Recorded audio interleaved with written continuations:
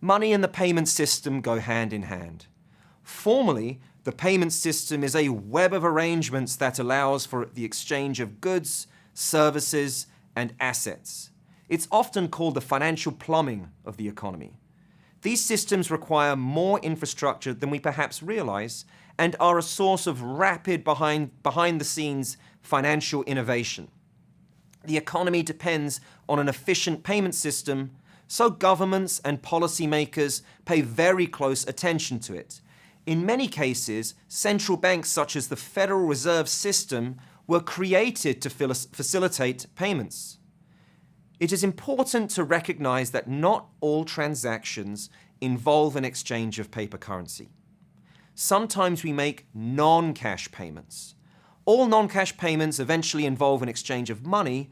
Usually this will be from one bank account to another bank account, but there can be several steps before that actually happens.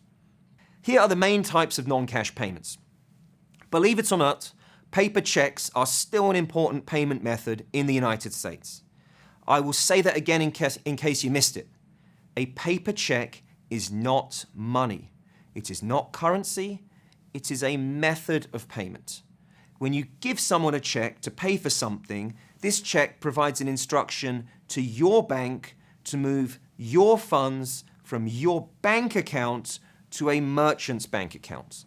In the US, the local Federal Reserve is often responsible for clearing these checks, which means processing the transfer of money between bank accounts. The other common payment types are all electronic in nature. Automated clearinghouse or ACH transactions act just like checks. An instruction is given from your bank to move money from your bank account into another bank account, but they happen electronically and are faster and have less administrative hassle. ACH transfers are most often initiated with a debit or a credit card. With a debit card transaction, funds are transferred from my bank account. With a credit card transaction, funds are transferred from the credit card issuing bank's account. A loan is created in the process. Prepaid debit cards are an important means of payment. In some countries, they are not linked to a customer's bank account. Digital wallets allow us to initiate electronic debit or credit transfers from our computers or smartphones. They most often store our payment information from our debit or credit cards. Apple Pay is a market leader in this space. Other money transfer apps such as Venmo or Zelle allow money transfers between friends and family. To summarize, we can make payments using cash or a non-cash payment method. These non-cash payment methods are often linked to the funds in our bank accounts. This is why economists consider paper currency plus bank account balances as a core measure of money. According to data from the Federal Reserve, in 2018, there were about 175 billion non-cash payments with a total value of about $100 trillion. Before you ask, we do not have any information about cash payments. Here we can see the breakdown in the value of non-cash payments by the type of method used. So this is not the number of payments, but the dollar value of payments. We can see the checks and then the electronic payments. Clearly the trend is away from checks and towards electronic payments. In 2012, credit card payments exceeded checks for the first time. Although, I must say, checks continue to play a more important role in payments than I would have thought. This is a case study that might make some of you shout at me. Is Bitcoin money? Okay, cryptocurrencies combine new payment systems with new currencies that are not issued by governments. The currency itself is a digital token that can be bought and sold. Trades are recorded using distributed ledger technology, also known as blockchain. This involves an electronic database that records and verifies transactions without the need for verification by a government authority. Bitcoin, which has been around since 2008, is by far the most famous example. Now, there are two potential advantages here.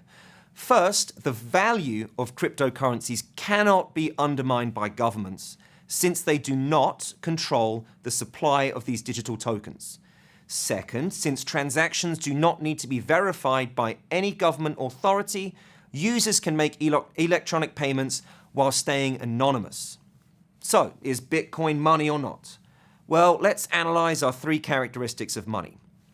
Is Bitcoin a useful means of payment? Well, no, not really. It has no intrinsic value since it is not commodity money backed by an asset. It is not legal tender either, and so businesses are not required to accept it. It cannot be used to pay taxes. Now, this might change, but we're not quite there yet.